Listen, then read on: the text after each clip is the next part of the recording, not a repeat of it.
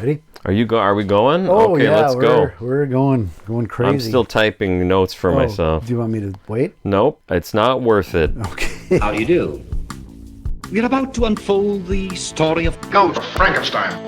My son, would you destroy that which I, your father, dedicated his life to creating? What if it had another brain? Whose brain? Your brain. Power! What good is a brain without eyes to see? I warned you that you might regret this action. Well, we've warned you. You've been warned. Welcome back to Frankenstein Minute. That would be the podcast that dissects the Universal Frankenstein film series minute by minute. I'm Tom Lang. And I'm Bill Evenson, and you join us for minute 28 of The Ghost of Frankenstein, which is a film that Universal Pictures put out in 1942, starring, I don't know. Sir Cedric Hardwicke. Sir Cedric That's what it says Hardwicke. on All New Thrills here. Yeah, I agree. Ralph Bellamy, Lionel Atwill, Bela Lugosi, Edwin Onkers, and Lon Chaney. Yeah, that's right, Lon Chaney. Monster. Well, speaking of Lon Chaney, how does this minute start, Tom? Well, we start with the shot, the end of the previous shot, of Fry and Clive, who are both dead by then. No, Fry's in this one. What am I saying? Yeah. Unwrapping the fucking thing. Yeah. Then there is a new insert close-up. Oh, this isn't from Bride or... No, this is All New like Thrills. Bride. This is all new. All New Thrills. Yep. Of the close-up. Taking the bandage off the monster. And it was revealed to be Chaney. Yeah, it's a cute idea. It is cute. It works within the context here, and it's a nice moody shot, so it fits the photography of the previous films. Good point. Yeah, it doesn't look out of place. No, and except that it's Chaney. This would have been a great reveal. If we hadn't seen the monster yet, this would have been the perfect reveal. That's I see what you mean. In this film. Yeah, but structurally it just wouldn't work. But yeah, that's true. I wouldn't know. Yeah, I wouldn't know how to make that work. This is a better reveal of Chaney than the actual reveal when Lugosi knocks a hunk of plaster away. Unless it was like previous. Yeah, true. And then he's just sort of half-hearted. Oh, there he is. So I guess we have our answer on whether the sulfur made him look like that. Nope. We're supposed to believe he looked like this originally. All along. The one thing that's different about this shot than the original is, and also true in Bride, is the bandages are... face is exposed. The bandages are loose. Yeah. So you can take them off. Yeah. If they tried to do that in Frankenstein, it would be absurd because they're wrapped all the way around. They probably have to undo a baby pin. What are those called? Safety pin. Something. Yeah. Whereas here they kind of just barely come off. Yeah. And it's Junior. And then the hands carefully touching the bolt. Yeah. Like the person's just, like, look at this bolt. I better be careful. It's going to come right off, because it is. It's going to come right off. It's that kind of hand acting again. It's hand acting. It's maybe a little overstated, and they're a little fey. They're trying to be Clive, I guess. So I guess maybe. But, it is overdone actually. A little bit, yeah. But it's pretty minor. We agree it's overdone, but it's pretty minor. It's a minor quibble. Yeah. So that's the first thing. Oh, then we go back to the notes. The notes. It's May 20th when he wrote this one. Well, I don't know who wrote this because it's not the same handwriting. No, it's not. It doesn't look remotely the same. It's not. The only thing I would say is my handwriting doesn't stay consistent, so maybe he's more manic. He does seem a little bit written a little bit more quickly, and the lines don't seem as straight. Yeah. Where neither one is on lined paper. Lined paper, as everybody knows, wasn't introduced in America until 1943. Yeah. But neither one of them's on lined paper for whatever reason. This is don't quote me on that. I don't know. Visceria, so it took even We're longer. probably getting removed from YouTube because I told misinformation about lined paper. This is Visceria, so lined paper got there even later than it did here. That's true. They resisted lined paper for a very long time. It took a long time for them to adopt that, yeah. You remember those I don't know, we haven't seen a lot of people from Visceria. All we've seen is a dad and some kids. Well, we saw a bunch of people running from a Benny Hill but I sketch. mean, like, we met people. Like, we knew the burgomaster and the mayor and the constable and all these people, like in Sun. I was going to start to say the people from Sun that were so almost superstitious about a wolf coming to town. Those people whose reactions seem to be the opposite of what you'd expect. They might be willing to welcome someone to town and then be angry when he left. Right. They did the opposite because they're opposite. such ignorant, superstitious assholes like we see in America today. Right. Also, really against lined paper. Yes. This is like a modern witchcraft to the people That's of right. Frankenstein. They were the ruled paper riots of 42. Right. The ruled paper riots of 42. Finally, everybody got lined paper. It was just a done deal. It was pretty the riots ugly. were. It got ugly there. It got really ugly, yeah. And the people that wrote about it wrote it so sloppily you couldn't It understand couldn't be it. published. Had they had ruled paper, it would have been we probably know what the fuck happened. Yeah. Wow. Jesus Christ. Okay, so the handwriting doesn't look the same. No. It's also very ornate. Like, there's a capital E in there that looks like it took the person about 30 seconds to make. Very carefully. Starts out with a T, I think. The body starts with Swirly. the T is very pretty. But yes, you're right, May 20th, which is very important for our understanding of the chronology of fucking Frankenstein. Because this sequence is so slavish to what actually happened in the film Frankenstein. Exactly. Yeah. Yes, as we've already seen the creation scene. Yep. The bandages have come off. Junior's there. We're ready to go. And what does Baron Heinrich Somebody write? wrote on May 20th, the body of my creature is complete. Now it's a creature. Now it's a creature. It's not a monster anymore. Every physical part carefully chosen. Okay, well, and that's the whole nice. assembled. Whole with a W. Yes. Yeah. It's important. Oh my goodness. Important. I mean, I don't distinction. know. If you had to build a butthole from scratch, say you had an entire corpse that we were going to bring to life, but tomorrow morning we're bringing it to life, and if he has to poop, you got to make sure the butthole is right. Sphincter muscle That is would working. be. It would not necessarily be an easy thing. A sphincter is a very complicated. It is. To me, it seems very complicated. Complicated aperture. Anyways, it's been assembled. The whole, if you will, The has whole been has been assembled. assembled. Now to give him a brain. Now to give him a brain? Wait. What? Now you're giving him a brain? Didn't we just see you bringing it to life? But Yep. now Is she skipping around like the Choose Your Own Adventure book? She's just going this way and that. The Did they page is tell that divided story? into thirds, and you can flip. That you can flip. But what's great then is we cut to Elsa, and she's taken aback by this. She can hardly believe what she's reading. Because it makes no sense to put the brain in last. She puts the exactly. Because it doesn't make any sense. You're gonna put the brain in after you. So now you're gonna go to the trouble of bringing a body to life with no brain, which seems harder already. Yeah. Then you're gonna perform brain surgery, a brain transplant, or what's the word you're gonna? Is that the right word? Yeah, brain transplant. Are Elizabeth and Waldman and Bowles watching through all of this? We thought. Like, one more second. I know what I said. I am still. I know what it feels like to be God. But it's getting to be dinner time. You got to. I'm gonna need another brain. Want to wrap this up? Quick? Yeah, please. Okay. Well, I wonder if, and it's not indicated in the script, but if the intention was at some point then to show Fritz retrieving the brain or any of that. Well, that makes sense.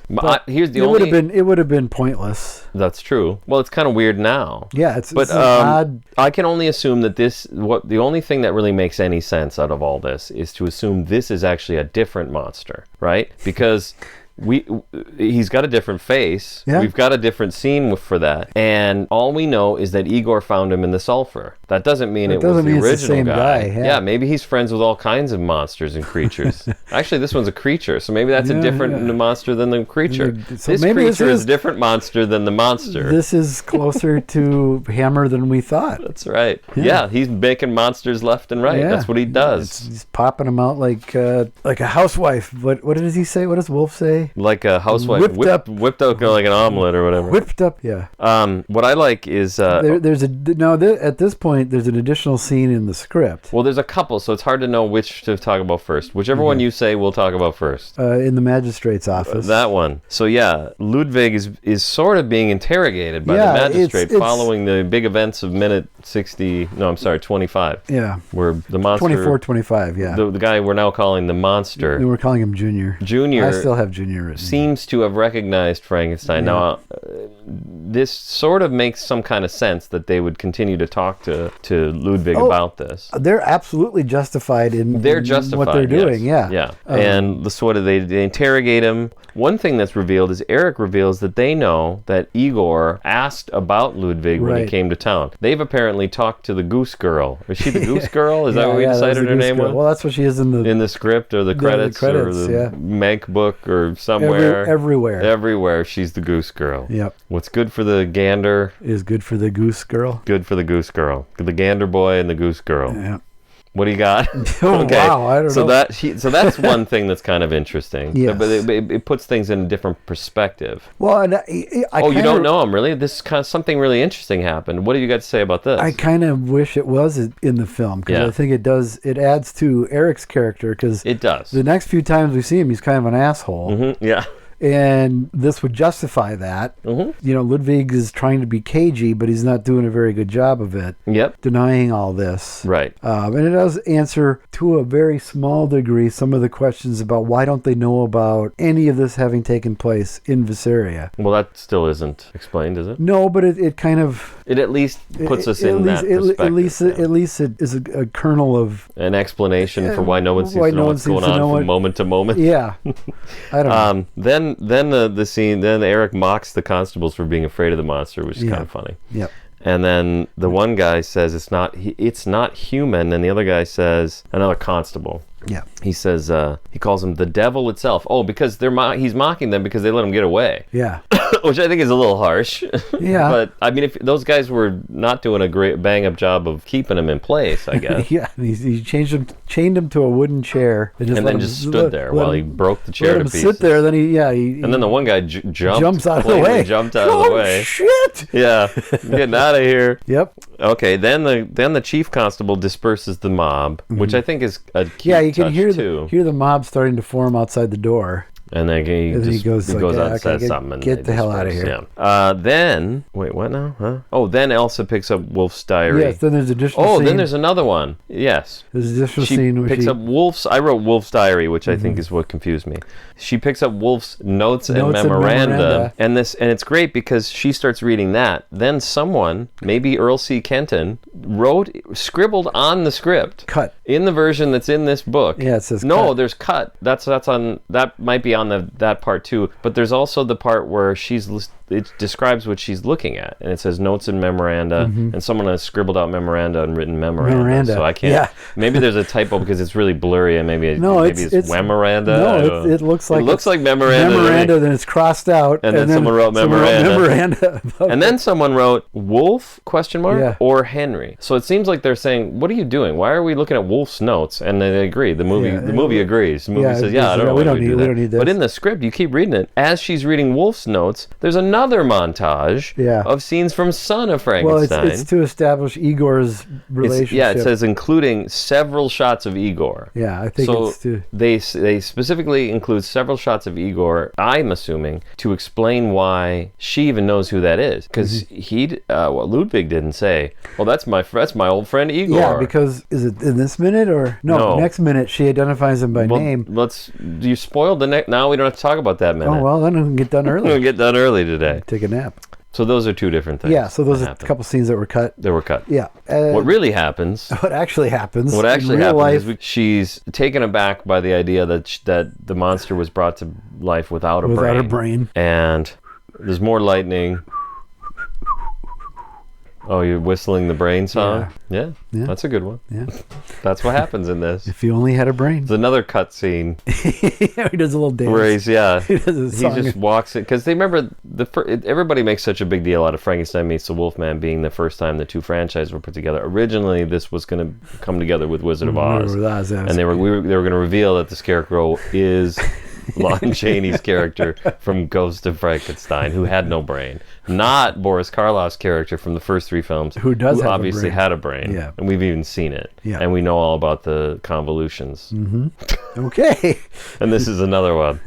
All right. Convolution. But instead, what happens? She goes back to reading after she is registered to disgust. And she's like looking around like, I can't believe this shit. Yep. But I got to know more. So she dives back in. It's a well-written diary. For a diary, it's very compelling. Oh, she yeah. can't put it down. Oh, no, it's like a you might page-turner. picture this would be full of technical jargon, right? It Well, might that would be like that would be the most useful thing to especially write the down. notes and memoranda. Yeah, you'd think that's what the point of this is, but no. Apparently, Henry used this experience as a sort of cathartic therapy. Yeah. He's writing it's in his diary, and he's writing about his feelings he's and journaling, stuff. yeah. He's journaling. He's journaling, and it's so compelling for her. It's just an actual diary. It's great. It's a page turner. Yeah. As she reads, then there's another lightning strike. Yeah. And it casts the shadow on the wall opposite. It's a wall of books. Yes. Not unlike that. Yep. A tall wall of books. And it casts a shadow, and we see the shadow of the monster creeping into the window. Which, as everybody knows, happens all the time with lightning. The lightning is so low to the ground that the flash of light projects upwards onto the walls. Yeah. I guess that could happen. Maybe the lightning hit. Is there a lightning rod on the ground? Yeah, maybe. Laying on the ground behind Junior? Tree next door here. Yeah? There was a lightning storm this spring. Okay. Yeah, it must have been this spring. And I love when there's a lightning, when there's a thunderstorm. Sure. But we were sitting in the den watching something, and all of a sudden there's this like bright orange and white flashing right outside the window, just bam, bam, bam, bam, bam, bam, bam, bam, bam. I'm like, what in the fuck is going on? But the power never flickered. Yeah. Nothing. And then it just stopped. Yeah. So when it calmed down outside a little bit, I went outside, I was like, is the roof on fire and we just don't know it? Did it hit Yeah. Because there's an old 1960s TV antenna on the roof. Like, did it hit that? Right. But it was the tree in the neighbor's yard, and I assume, because you can see a gouge that runs the height of the Still? tree. Yeah, but it's dead. The tree is dead. Okay. No, I mean, could I see it now? When Oh, I leave? sure. Okay. Oh, yeah. And I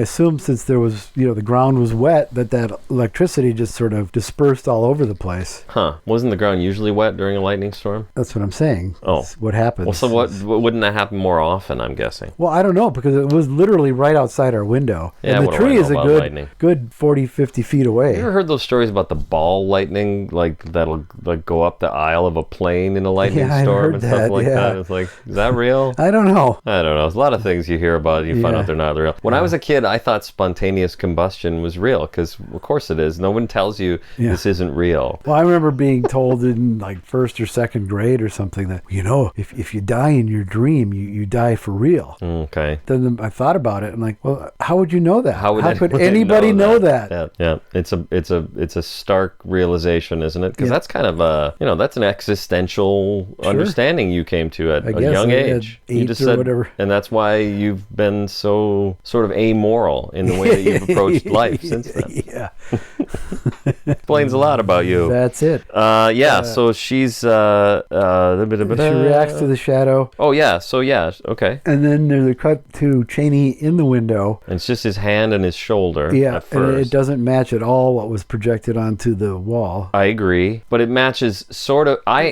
To be honest, I think the I'm shots actually should have been fine with flipped. it. Yeah, I agree with that. You could do You should that. have seen the hand and And then- shoulder and then the lightning. And then the lightning would have been perfect. Yeah. That's a really good point. I have no argument with that. I was going to say that just generally the blocking, I guess, is if that's the right word, or or whatever makes sense. The way the shots are put together, they at least make sense. So he's coming from this way. Coming from that way. So it all basically matches. Works. Oh, You're yeah. right. It doesn't work. It's not correct. Yeah. It's also not correct because he doesn't do that "I'm a scary monster" thing that the guy on the shadow does. It's Nosferatu. He's shadow, doing like he's got his hands up like, and then you cut to the window. It's Shady going, He's "I like, can have a drink for Christ's Yeah. sake. The bar's right there. Just make me a fucking." My head hurts. Just from one the makeup. my head hurt. I'm gonna start bashing my head into this window to get this off of me.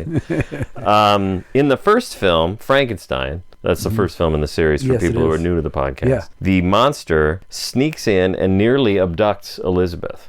In the second film, he sneaks in and And does. successfully abducts Yeah. Elizabeth. In the third film, Son of Frankenstein, he's sneaking around all the time. Yeah. He's killing people. He's running around behind trees. Yeah, He's yeah. the most stealthy creature you could imagine. Yeah. In this one, he's stumbling He's a around. lummox. He's like bumbling around. lummox. And what well, there's more, but I just think it's interesting that he kind of gets caught right away before she even has a chance to feel threatened. Yeah. Well, she screams. She screams a great scream. Oh, she earns her paycheck. Yeah. That's, it's slightly out of sync. The shat, yes, I agree with that. But I think it's her. I don't know. No, I know it's her because there's no doubt that's Evelyn Anker's scream. Okay. But it's just slightly out of sync with her actions. Performance? Yeah. So I think it was dubbed in. Yeah. And then she goes and shuts the curtains like, well okay, everything will be okay now. Oh, yeah. Well, here I have two thoughts. One is, as much as I make fun of the Oogie Boogie monster thing that's on the wall, it's at least scarier than seeing the monster in person. So I like that part of it. I like the way it kind of plays out. I also like that she closes the curtains because it reminds me of sort of what it would be like to be a kid and watching the movie. Oh, yeah. If you were a kid watching this movie, you'd be like, yeah, that's great. That's exactly what you do. You don't want to see the boogeyman But out in there. Real life, you're like, well, now what? Yeah. Look what you've done He's now. still out there. He could be coming in the window. I don't know. Well, then she moves to the door that Martha came in earlier and locks it. Yeah. So I'm trying to figure out. Does she lock it? Because I can't decide whether she locks it or whether she tries the door to see if she can get out that way. No, because then she goes to the other door. She locks it. That makes perfect sense. I do want to say one other thing before we go much further. Is this the scene that Bellamy was talking about, where Evelyn, the monster, and all this stuff? It could be because she does react. Yeah. She kind of overreacts, to be honest. She does this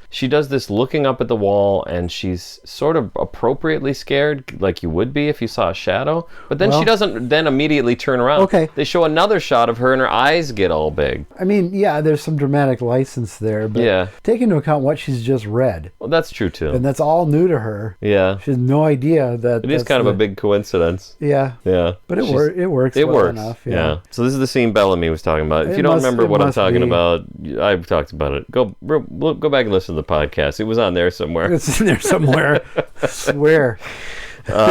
So there you go. Yeah, there's a close-up of the two of them, Igor and well, that's true. Junior. We didn't even mention the funniest part is not just Junior in the window, but then Igor pops up. It's absurd that Lugosi's head pops up from behind like, oh no, what are you doing now? Now we're in trouble. Well, now you're peeping. Don't be peeping. Yeah. But then all of that sort of contributes to what I was saying about how Karloff was considered kind of stealthy, whereas this is just a big dumb brute. You got Lugosi there to be going, what are you doing? The next 2 weeks we'll see that's quite true. a bit of that. Okay, then she locks the one door and she crosses the room to go to the other door. And the one she came in. Yeah, the one she came in. And the handle starts turning. Yep. And then the minute ends. But I'm yawning. This is so exciting. We're keeping you up here. The handle turning, I feel like could have been either a close-up or it could have been some way more obvious. It's easy to lose it. Yeah. It's such a wide shot. It's easy weird to lose that. And we don't lose it because we're watching it minute by minute. So it's like, there's a thing there. It's easy to overlook. All right. Any more questions, wise ass? Well, that sound, whatever that sound is, can only mean one thing. Whatever's going on here. It's time for Got Any More Pre-Questions Wise Ass, brought to you by Patreon.com, where you can sign up at the friend level and get bonus content, and every episode of our podcast a day early on Frankenstein Thursday. Also, and I don't know if I've ever mentioned this, if you sign up at the Wise Ass level, you get everything that everyone gets at the friend level. That's a pretty common thing for these types of tiers. Sure. And at the Wise Ass level, you get the minutes sent to you in advance via the electronic email system, and you can send us your comments like Mike Herman did. Now, is that on the information superhighway or the World Wide Web? Or the internet? There's no way to tell. Okay. I got some bad news. Oh. There aren't any comments. We didn't get any. Seriously? That one is from the next... Seriously? For this minute? For this minute, yeah. I don't think we have any. Let me double check. But I'm pretty sure we got no comments. Here. Which, you're perfectly... You listen, people, you are perfectly within your rights. What minute are we on? 28? Yeah. Yeah, I got nothing. But we have other things I can read. So... Like, for example, Dr. Alex Zorka from the Classic Horror Film Board. This is, I don't know what he's responding to. I'm not willing to look it up. It would be helpful to know how much time Earl C. Kenton had in shooting Ghost of Frankenstein before we start criticizing him too much on his direction. Yep. I believe that would be nice. I made that point at some point that he did not have the luxury of time and money that Whale and Lee. Are you going to try and look it up? Yeah, I was just going to see if there's production dates. Okay. Should I keep reading? Keep going. I think Joseph H. You know what? I'm not going to read this whole thing. It's too long. Yeah, maybe I will because you're looking something up. Joseph H. Lewis had about a week to shoot Invisible Ghost in 41. Lewis tackled the problem by blocking his shots out ahead of time, taking care to make the film look as good as he could, possibly make it with the budget, terrible scripts, and quick shooting time. Very true. Blah, blah, blah, possibly Kenton didn't have that luxury. He found out that Kenton directed 5 of Abbott and Costello's films. Who Done It might be the best of the 5. Yes, by far. Okay. He says, I think they worked best with Charles Barton, though. Yes. I think it was Kenton's well. speed and competence that led Universal to have him do the 2 House of movies a couple of years later. Well, here's the thing. There are things to admire in both of those films. I was going to comment on that because you're trashing Earl Kenton, but you say you love House of Dracula. Well, he directed... Me? Yeah. What did I say? Oh, you're constantly trashing Earl C. Kenton. Sure I am. I'm constantly trashing the decisions and the work he did in Ghost of Frankenstein. He also directed those 2 films, so he's not a complete hack if you love that one. Then that's a very... Okay, great. Sorry. That's very important to know. Also, one of my favorite directors is Orson Welles, and he made some fucking shit. Yeah, he did. So what are you gonna do? Not everything's great. Yeah, what was that one? Citizen... Have you ever seen him interview the Muppets? All right, have you? Yes. Yeah, he interviews like Kermit the Frog, which it's not as good as it sounds. No, it is not at all. I guess he's in the Puppet movie, isn't he? Yeah, he's the executive at the end. Let's see. I think it's important to constantly point out in the script the monster is supposed to be walking around in a kind of daze.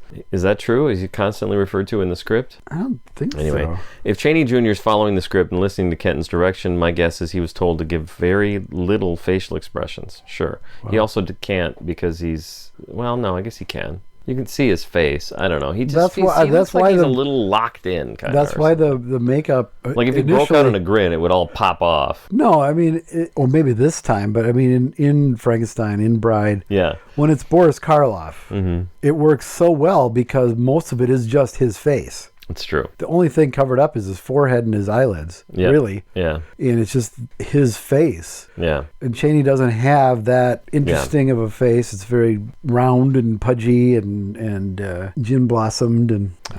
maybe. That's in black and white. He then writes, of course, we who enjoy what merits there are in this film would want the Lonster, which is another good one, to show more facial recognition as the creature. But again, I think that is what the script calls for, less of it. Was Karloff even given a script to look at early on? If he was, I'd guess he'd have much to criticize about it.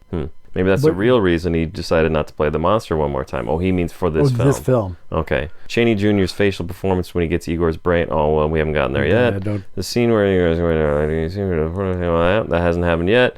Another thing is where they make the assertion.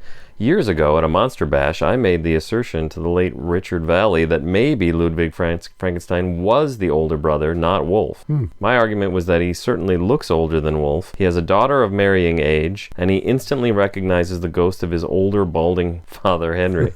Wolf, in Son, is a college professor, has a wife, and very small son. He looks and acts younger than his brother, Ludwig. He says that his father, Henry Frankenstein, died when he was quite young. I'm so sorry, but I don't remember him. But I know that he was a good man. I'm pretty sure that what Wolf says about his dad, that's what Wolf says about his dad. Yes. Ludwig recognizes his father, has a chat with his ghostly image. Okay, that's a good point. He knows exactly who Igor is. This is all good, yeah. Yeah, my guess is that since the village of Frankenstein and Bessaria are so near each other, it sure makes sense to me that while we have no concrete assurance of this, Wolf has to have his brother visit him at the family castle maybe more than once. Okay. Richard Vallee's snotty reply was that if this were so, Ludwig being the second brother, why does Igor call him the second son of Frankenstein? I said, what, is Igor a master of language all of a sudden? How much education did that sneaky former blacksmith have? Just because Igor calls him the second son doesn't necessarily mean he's the youngest son. Yep. Mr. Vallee was unconvinced. Maybe I'm wrong, but Ludwig sure acted like he was the pompous older brother. I think that's great. I actually think this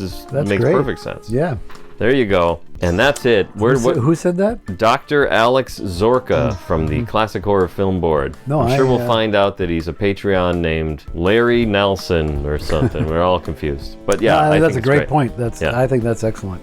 So do I. Yep. Thanks for writing in. That's all you got? That's all I got for this week. How many minutes are we at? 23. No, 33. Oh. We're good. Ugh. Fuck. Shit. People are getting sick of us. Shut up. Shut up.